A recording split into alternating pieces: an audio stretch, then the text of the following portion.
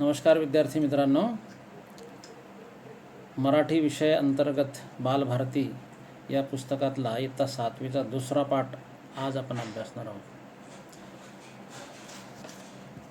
पाठाचं नाव आहे स्वप्न विकणारा माणूस. आणि या पाठाचे लेखक आहेत अशोक कोतवाल. यांचा अल्पसा परिचय. यांचा जन्म 1961. मौनातील पडझड, कुणीच कसे बोलत नाही हे त्यांचे कविता संग्रह, प्रार्थनेची घंटा, सावलीचं घड्याळ हे ललित लेख संग्रह, घेऊया गिरकी हा त्यांचा बाल कविता संग्रह प्रसिद्ध आहे. आता स्वप्न म्हटलं की आपल्याला रात्री आपण झोपेमध्ये जे बघतो ते स्वप्न असा आपला समज आहे. कवीने या पाठामध्ये थोडासा उदात्त हेतू ठेवलेला आहे, उदार दृष्टिकोन ठेवलेला आहे की स्वप्न म्हणजे काय, तर एक उद्दिष्ट, जीवनाचं एक लक्ष्य. प्रत्येक मनुष्य आपली स्वप्न पूर्ण करण्यासाठी सतत धडपडत असतो. म्हणजे आपण जे ठरवलेलं आहे उद्दिष्ट प्राप्त करण्याचं, त्यासाठी धडपडत असतो. स्वहिताबरोबरच समाजाच्या उपयोगी पडणारी व उदात्त हेतू असणारी स्वप्ने पाहावीत. म्हणजे आपण रात्री झोपेमध्ये जे पाहतो ते काही खरे स्वप्न नसतात. तर स्वप्न आपल्या स्वतःचाही फायदा होईल, स्वहित म्हणजे स्वतःचा फायदा, त्याचबरोबर समाजाच्या उपयोगी पडणारी व उदात्त हेतू असणारी स्वप्ने पाहावीत, असा संदेश पाठातून दिला आहे. प्रस्तुत पाठ सावलीचं घड्याळ या ललित लेख संग्रहातून घेतला आहे.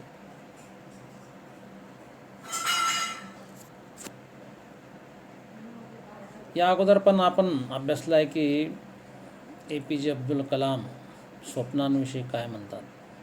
ते म्हणतात, सपने वो नहीं होते जो रात को हम नींद में देखते हैं, सपने वो होते हैं हमें सोने नहीं देते. म्हणजे आपलं उद्दिष्ट पूर्ण करण्यासाठी आपण धडपडलो पाहिजे, हा त्यामागचा उद्देश आहे. पण काही लोक स्वतःचं लक्ष्य साध्य करण्यासाठी धडपडतात. परंतु या पाठामध्ये जो स्वप्न विकणारा माणूस आहे हा दुसऱ्यांच्या फायद्यासाठी झटत असतो, प्रयत्न करत असतो. बघूया स्वप्न विकणाऱ्याचं काय स्वप्न आहे ते. माणसाला स्वप्न बघता आली पाहिजेत, नुसतीच बघता आली पाहिजेत असं नाही, तर ती पूर्ण कशी होतील याचा विचार करता आला पाहिजे.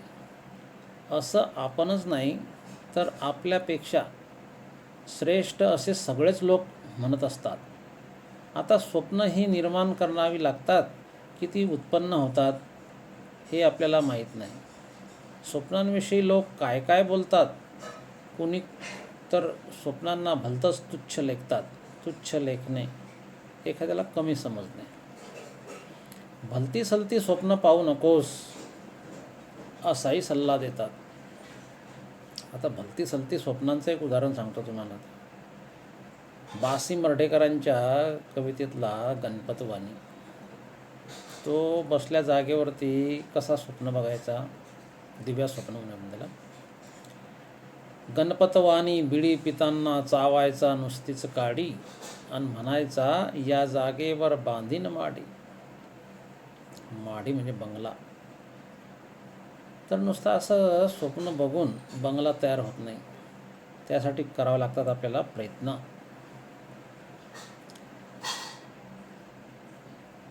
तर काही लोक अशा लोकांना सल्ला देतात की हे भलती सलती स्वप्न तुम्ही पाहू नका, उद्दिष्ट असं ठरवा की जे सत्यात उतरवता येईल. माझं तर म्हणणं असं आहे, ज्याला स्वप्न बघता येत नाही तो माणूसच नाही. आता स्वप्न बघणे याचा अर्थ उद्दिष्ट ठरवणे. की मला जीवनामध्ये काहीतरी करून दाखवायचं आहे, काहीतरी बनायचं आहे. कोणी असं ठरवतं की मला डॉक्टर व्हायचं, कोणी ठरवतं मला इंजिनियर व्हायचं, कोणी ठरवतं मला समाजसेवक व्हायचं, कोणी ठरवतं मला पंतप्रधान व्हायचं. तर असं ठरवणे म्हणजे स्वप्न बघणे आणि ते सत्यात उतरवण्यासाठी प्रयत्न करणे. म्हणून स्वप्न ही बघता आली पाहिजे. आणि ज्याला उद्दिष्ट ठरवता येत नाही त्याला माणूस कसा म्हणणार?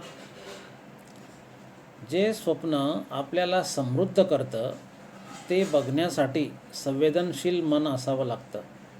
ज्यांच्याकडे असं तीव्र संवेदनशील मन असतं ती माणसं आपल्या स्वप्नपूर्तीसाठी वाटेल ते करतात. वाटेल ते करतात म्हणजे खूप कष्ट करतात. इतरांपासून आपल्याला वेगळं करता स्वतः काहीतरी आदर्श बनून ते वावरतात. अनेकांचं उदाहरण आपल्याला घेता येईल ह्यासाठी. APJ अब्दुल कलाम आहेत, नरेंद्र मोदी आहेत, सरोजिनी नायडू आहेत. नाहीतर इतरांना आदर्श बनवतात. पण अशा संवेदनशीलतेचा अभाव असणारी माणसं अधांतरीच तरंगत असतात. संवेदनशीलता म्हणजे आपल्याला दुसऱ्याविषयी असलेली चांगली भावना, संवेदना असणे, स्वतःविषयी सुद्धा.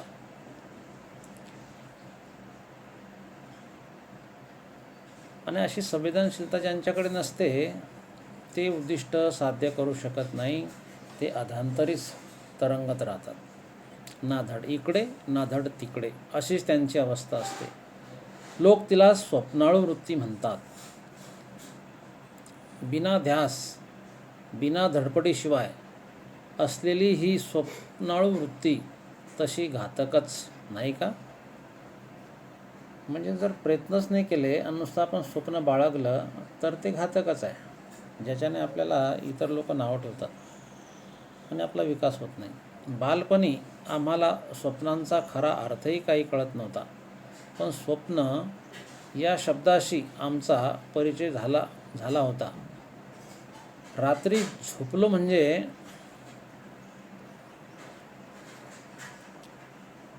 आपल्याला झोपेत जे दिसतं ते स्वप्न असतं आणि काही खरं नसतं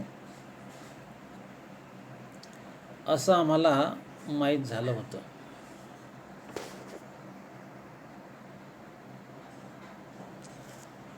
म्हणजे झोपेमध्ये आपण जे स्वप्न पाहतो ते काही खरे नसतात. आमच्या लहानपणी कोण्या एका गावाकडून एक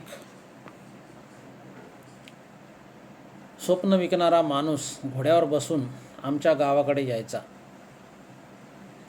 त्याच्या घोड्याचा टबडक टबडक आवाज आला की आम्ही आवाजाच्या दिशेने धाव जायचो. आमचं आकर्षण घोडा बघणं हे असायचे. पण घोड्यासोबत मिशीतल्या मिशीत हसणाऱ्या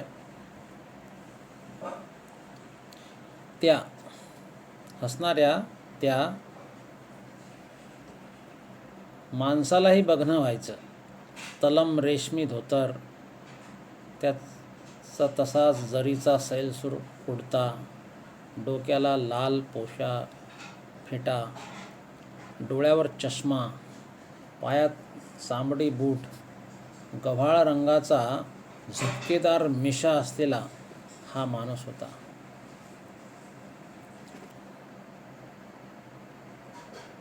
या स्वप्न विकणाऱ्या माणसाला आम्हाला गंमतच वाटायची. शिवाय कुतूहल पण. त्यानं घोड्याच्या पाठीवर ठेवलेल्या मखमली कापडातल्या गाठोड्याकडे आम्ही कुतूहलानं बघायचो. कुतूहल म्हणजे आश्चर्याने बघायचो की काय बुवा याच्या गाठोड्यामध्ये आणि आता हा काय करणार आहे. असं एक नवल वाटणे म्हणजे कुतूहल, आश्चर्य.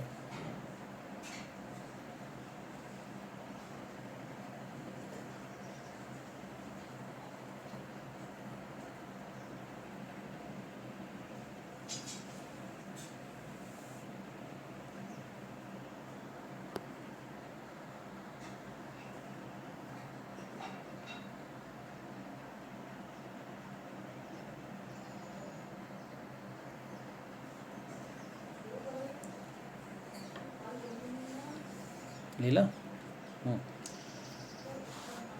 हा माणूस आमच्या गावच्या पिंपळाच्या पारावर थांबायचा. पार, ओटा, पिंपळाचा पार, ओटा. पाराला असलेल्या लोखंडी कडीला आपला घोडा बांधायचा.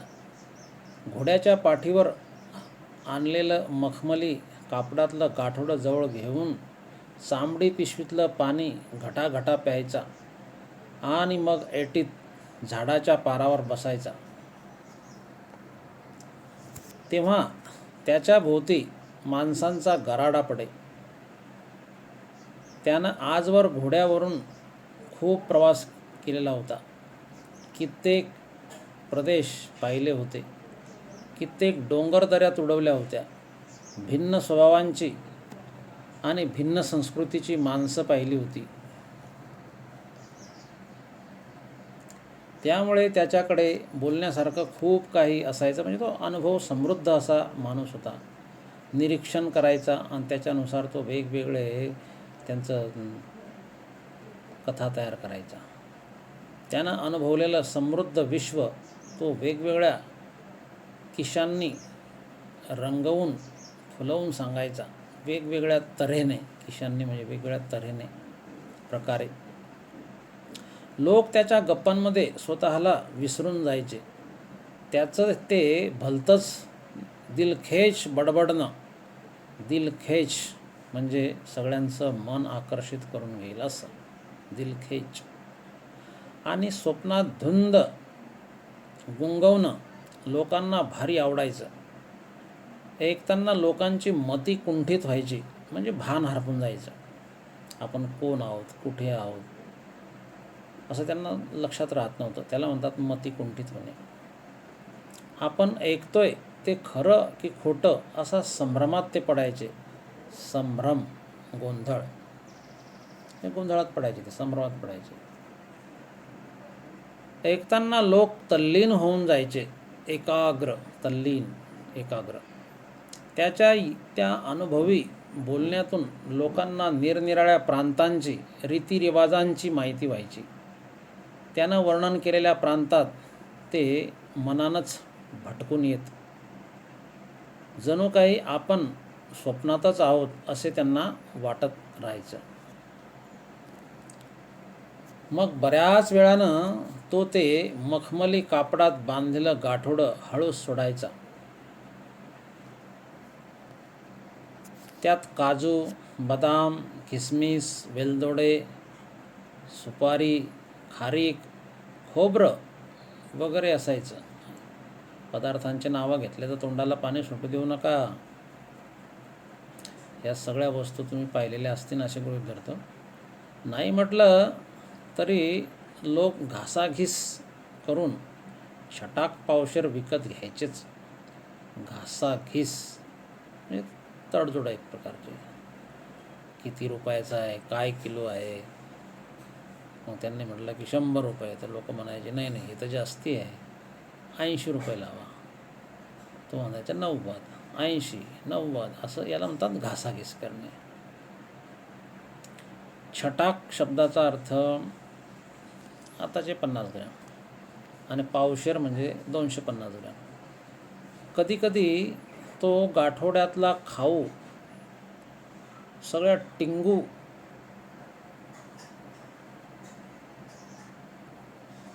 मुलांना मुठमुठ वाटून द्यायचा. टिंगू मुलांना म्हणजे लहानग्या मुलांना.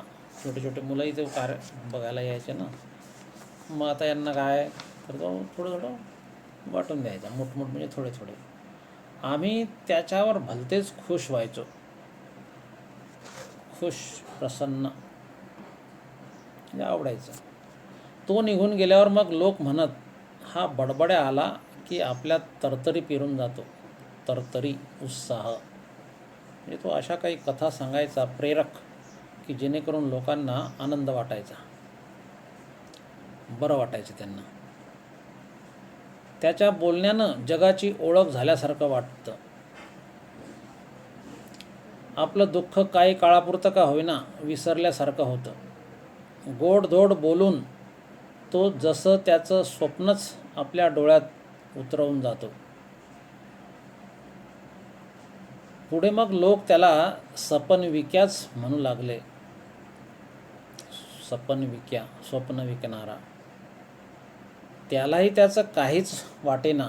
तोही मग गमतीनं सपन घ्या सपन म्हणत गावात शिरायचा, प्रवेश करायचा आणि लोकांना रिझवून सुकामेवा विकायचा. रिझवणे, लोकांना प्रसन्न करणे, पटवणे, तयार करणे. एकदा लोकांचं मन तयार झालं की लोक ते वस्तू घ्यायचे. सुकामेवा याचा अर्थ ते काजू, बदाम, किसमिस याला म्हणतात सुकामेवा. काय झालं कळलंच नाही, पण अचानकच सपनविक्या गावात यायचा बंद झाला. आम्ही रोज त्याची आतुरतेने वाट पाहायचो, पण तो यायचाच नाही. कधीतरी त्याचा विषय निघायचा आणि गावातले सगळे लोक त्याच्याविषयी भरभरून बोलायचे, म्हणजे खूप बोलायचे, चांगलं बोलायचे. महिने, वर्ष उलटून गेली. एके दिवशी अचानक एक तरुण गावात आला. गावातल्या पारावर बसला. गावातील पारावर बसलेले लोक त्याच्याकडे टकामका पाहू लागले. तो तरुण सपनविक्यासारखा दिसत होता.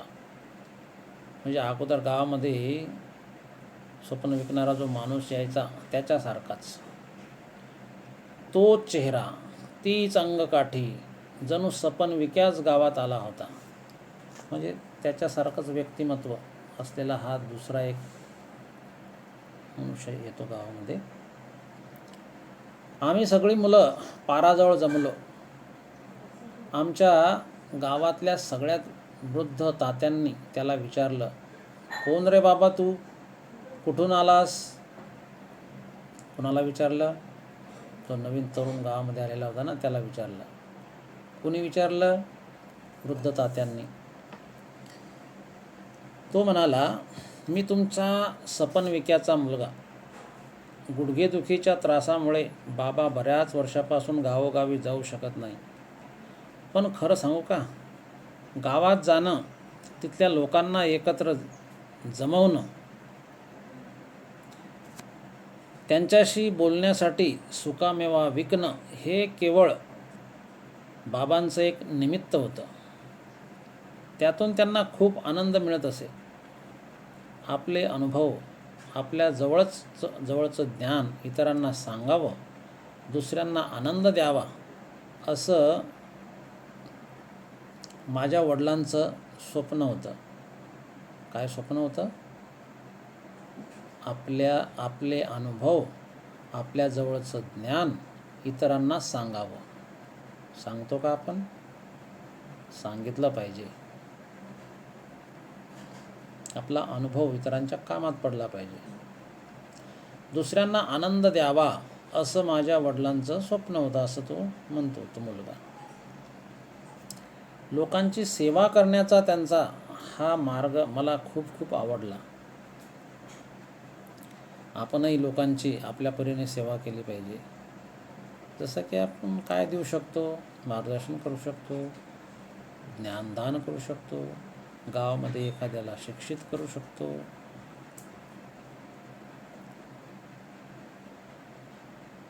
नुकतंच माझं वैद्यकीय शिक्षण पूर्ण झालं आहे. वैद्यकीय शिक्षण म्हणजे डॉक्टरचा व्यवसाय करण्यासाठीचं आवश्यक असलेलं शिक्षण, त्याला वैद्यकीय शिक्षण आहे. गावोगावी जाऊन वृद्ध आजारी लोकांची सेवा करायची असं मी मनोमन ठरवलं आहे. बाबांचं हे स्वप्न पूर्ण करण्यासाठीच मी तुमच्या गावात आलो आहे. त्याचा आवाज, बोलण्याची ढब म्हणजे तरीका, हसणं आम्हाला सपनविक्याची तीव्र आठवण देऊन गेलं. आम्ही सगळे गहिवरून गेलो. काय बोलावे हे कोणाला समजेना. असंही स्वप्न असतं? एखादा माणूस असंही स्वप्न पाहू शकतो? हे नव्यानंच आम्हाला उमगलं होतं म्हणजे समजलं होतं. तर विद्यार्थी मित्रांनो, आज आपण पाठ अभ्यासला स्वप्न विकणारा माणूस. काय स्वप्न होतं स्वप्न विक्याचं? तर दुसऱ्यांच्या जीवनामध्ये आनंद निर्माण करणे, आपल्याजवळ जे आहे ज्ञान अनुभव तो दुसऱ्यांना देणे. आपणही आपल्याजवळचं ज्ञान अनुभव इतरांना द्यावेत, हा पाठाच्या मागचा मुख्य उद्देश आहे.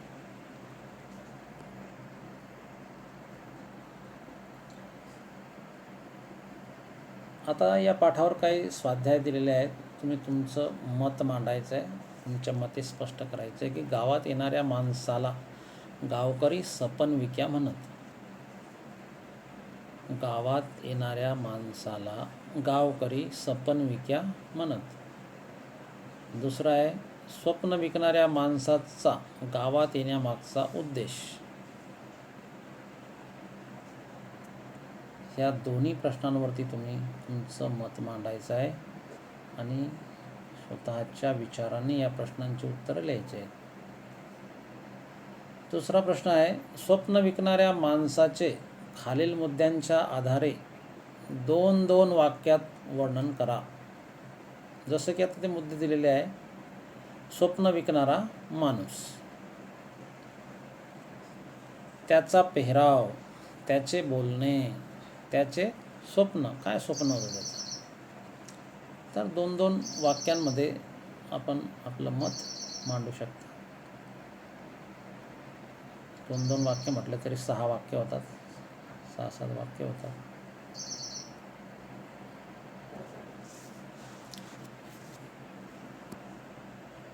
तिसरा प्रश्न आहे, स्वप्नाविषयी लेखकाचे मत. म्हणजे हे आकृती पूर्ण करायची आहे तुम्हाला. स्वप्नाविषयी लेखकाचं काय मत आहे? काय मत आहे? जसं की ते म्हणतात की माणसाला स्वप्न बघता आली पाहिजेत. नुसतीच बघता आली पाहिजेत असं नाही, तर ती पूर्णही करता आली पाहिजेत.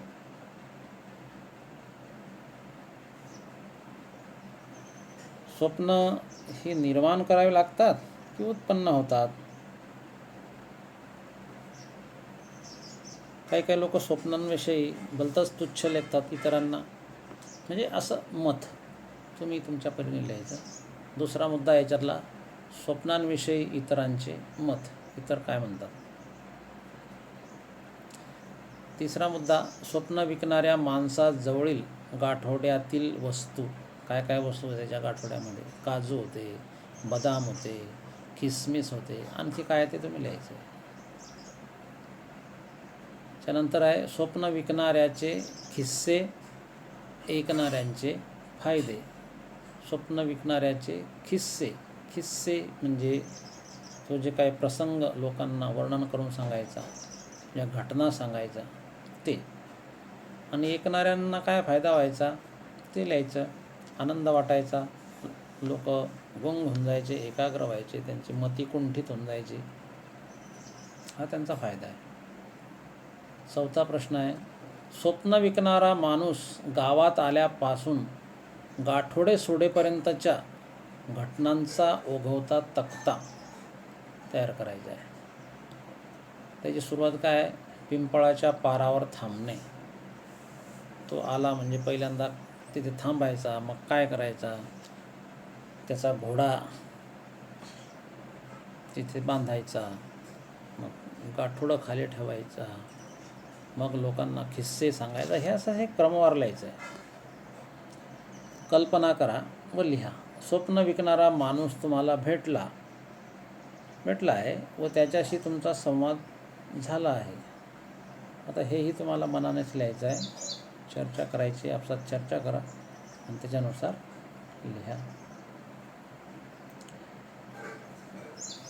तर आज आपण पाठ अभ्यासला स्वप्न विकणारा माणूस, आणि या पाठाचे लेखक आहे अशोक कोतवाल. स्वप्नांविषयीचं मत, स्वप्न विकणारा माणूस गावात येऊन त्याचे अनुभव सांगणे, लोकांना फायदा होणे आणि आपण प्रत्यक्षात आपल्या जीवनामध्ये त्याचा योग्य प्रकारे उपयोग करणे, या गोष्टी आज आपण अभ्यासल्या. अपेक्षा करतो की निश्चितच आपणास हा पाठ आवडला असेल. धन्यवाद.